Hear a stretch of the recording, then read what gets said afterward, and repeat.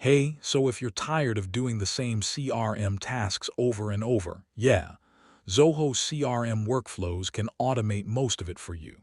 In this guide, I'll show you how to set them up step by step.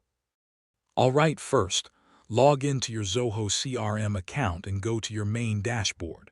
Now click on Setup in the top right corner. This is where all automation tools are located. Scroll down to Automation and click on Workflow Rules. This is where you build your automation system. Click Create Rule and choose the module, like leads, deals, or contacts depending on what you want to automate.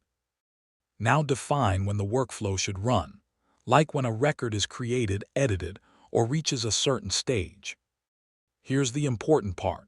Add instant actions like sending emails, assigning tasks, or updating fields automatically. You can also schedule actions to happen later, like sending a reminder after 2 days or escalating a deal. Before finishing, test your workflow by creating a sample record to make sure everything runs correctly. Once everything looks good, click Save and activate the workflow so it starts running automatically. And yeah, that's it. Once you automate workflows in Zoho CRM, your sales process becomes way faster and more efficient.